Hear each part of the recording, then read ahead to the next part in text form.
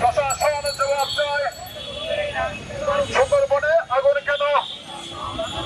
প্রশাসন জবাব দেয়, সুন্দরবনে। আপনারা প্রতিবাদ করতে পারেন না, আপনারা শুধু লোক দেখানোর জন্য কাজ করছেন। আর তপ্ত গরমে আপনারা বৃদ্ধ থেকে বাচ্চা পর্যন্ত সবাইকে কষ্ট দিচ্ছেন। আবার বলছেন হিটস্ট্রোক হয়, গরমে হিটস্ট্রোক হয়। বুঝি অক্সিজেন চলে আসবে, এদিক দিয়ে গাছ কাটবেন আর বলবেন হিট অফিসার তো আছে। হিট অফিসার কি করে? ও হিট অফিসারের হিটে গরম তো কমে যাবে। যদি তাই হয় তাহলে আপনি বোকার রাজ্যে বসবাস করছেন। একটু বেরিয়ে আসুন। আজ হয়তো আপনি 10 বছর 20 বছর পর থাকবেন না, আপনার প্রজন্ম তো থাকবে। পৃথিবী তো চলে যাবে না। আপনার প্রজন্মকে রক্ষা করুন, আপনি নিজেদেরকে রক্ষা করুন। একটা সুন্দর সবুজ পৃথিবী সবাইকে উপহার দিন। ধন্যবাদ সকলকে। গণ্য করা হয় গাছকে।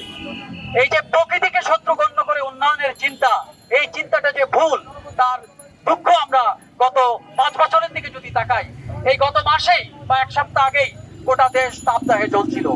আপনাদের করোনার কথা নিশ্চয়ই মনে আছে, করোনার সেই বিভীষিকার দিনগুলোর কথা মনে আছে। অক্সিজেন সিলিন্ডারে ভরে অক্সিজেন, গ্রিন ভয়েসের বন্ধুরা দেশের নানা প্রান্তে সিলিন্ডারে ভরে অক্সিজেন বিতরণ করেছে। আজকে যে গাছ আমাদের অক্সিজেন দেয়, যে গাছ আমাদের বিষ নেয়, মানুষের বিষ নেয়, সেই গাছকে আমরা ধ্বংস করছি। কাজেই গলতটা হচ্ছে আমাদের উন্নয়ন পরিকল্পনায়, গলতটা হচ্ছে আমাদের একাডেমিক ওয়ার্ল্ডে যারা পড়ান, যারা বই লিখছেন। এই ঢাকা বিশ্ববিদ্যালয়ের দিকে তাকিয়ে দেখেন, গত 10 বছরে এখানে যত ইট কাঠ গড়ে উঠেছে অপরিকল্পিত ভাবে, দেশের শুধু নয় গোটা এশিয়ার এবং গোটা পৃথিবীর একটা শ্রেষ্ঠ স্থাপত্য কর্ম আজহারুল ইসলাম সাহেবের এই লাইব্রেরি। দেখেন সেই গ্রন্থাগারের পাশে কিভাবে সমাজ কল্যাণ বিজ্ঞান গড়ে উঠেছে। বিল্ডিং গুলো তাকিয়ে দেখেন, আজকে আমাদের পিছনে এই উন্নয়ন চিন্তা তাকিয়ে দেখেন। সমস্ত উন্নয়ন চিন্তার মধ্যে যে গলতটি আছে, সেই গলতটি আজকে মানুষকে বিপদে ফেলছে, প্রকৃতিকে বিপদে ফেলছে। আমরা দুর্যোগের মধ্যে আছি, দুর্যোগ দু রকমের মধ্যে আছে। একটা আমরা দুর্যোগের মধ্যে আছি, আর একটা বৈশ্বিক দুর্যোগের মধ্যে আছি। আপনারা জলবায়ু পরিবর্তনের কথা জানেন। আজকে শুধু খেয়াল করে দেখেন, এইখানে যদি কোনো আগুন ধরে 1 কিলোমিটার জায়গার মধ্যে কোথাও কোনো পানি নেই। ফায়ার ব্রিগেড আসলেও সে কোনো জায়গা থেকে পানি নিতে পারবে না। আপনারা গত 7 দিন ধরে দেখছেন সুন্দরবনে যে জায়গাটিতে পুড়ছে তার 1-1.5 কিলোমিটারের মধ্যে কোনো পানি নেই।